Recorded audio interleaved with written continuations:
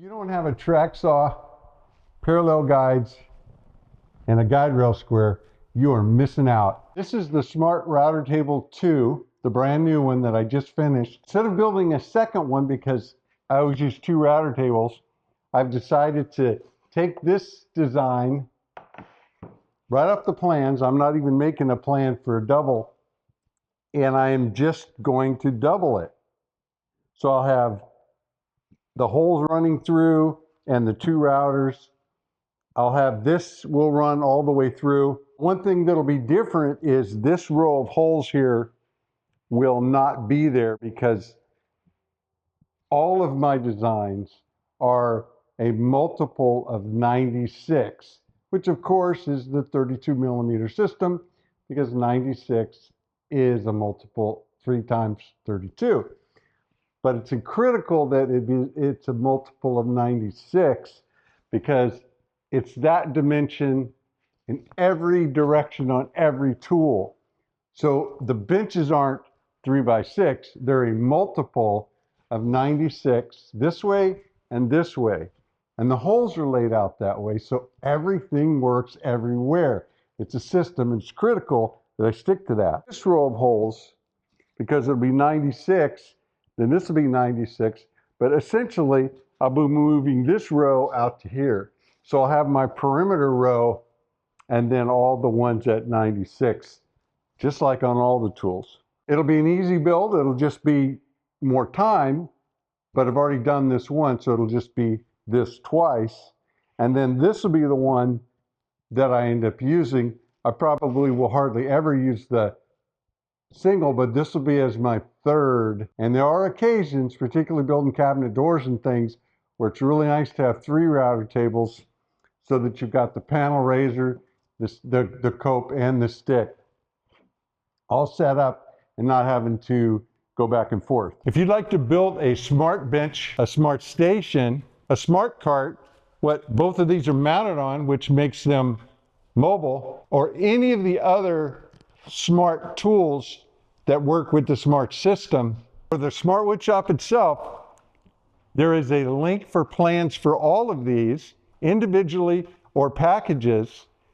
If you purchase a set, within minutes you'll get an email from us, and in that email you'll find a link. Click on that link and you can download the plans or packages of plans instantaneously, 24/7, 365. How I started this was a testament to the blue, TSO. The first thing I did was set up the long track with the TSO Parallel Guide Gen 2s and cut a little bit wider than the overall width. I gave myself probably more than I needed, about 6 millimeters. I could have got away with 3, but I wanted to make sure that I had enough to put a straight edge on both sides, but not go into the 24. I wanted to maintain the fall off so it was a full 24 plus. Once I made that rip, I spun it around and set the guides on exactly the width I wanted. Not a tape measure, right off this. I clipped them on, I made that rip, and this board was completely parallel, clean edges on both sides. The second step, I took the guide rail square from TSO, and on this side, which was that side, I spun it around. I made a square cut. I didn't measure anything, I just put this right on, made the cut.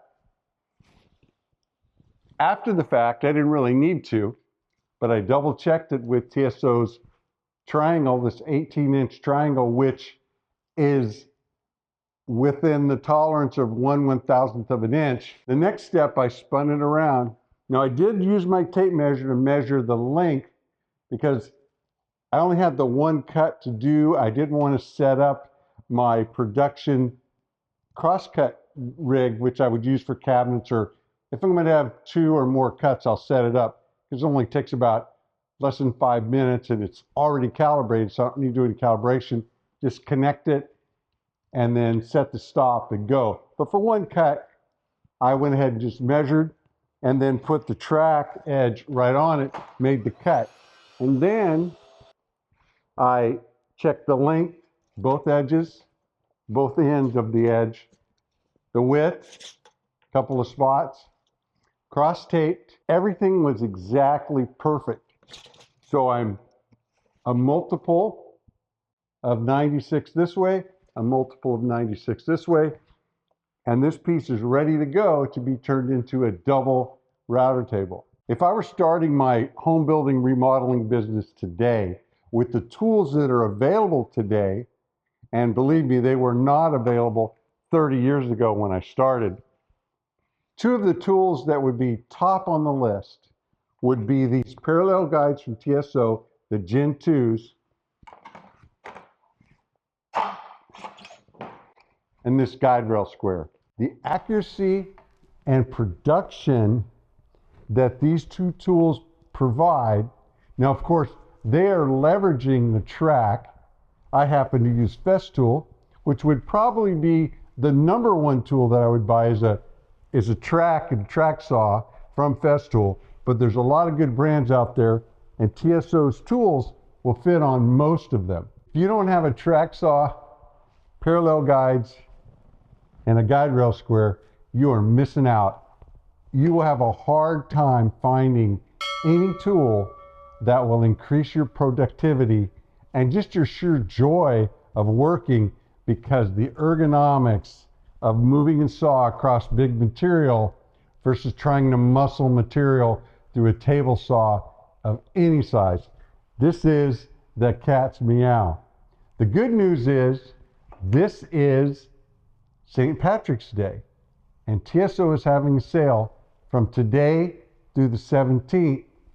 So you have the opportunity to save a bit of coin and picking yourself up a set of parallel guides and a guide rail square or anything else that TSO makes. I was not planning on making a video about building out this double router table because I've already made a video on building this one, and it's just simply more of the same.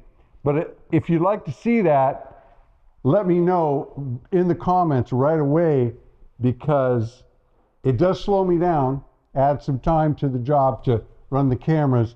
And if I don't think there's enough interest, then I'll just make it and you'll see the finished product when I start using it. Mahalo for hanging out with me in the Smart Wood Shop.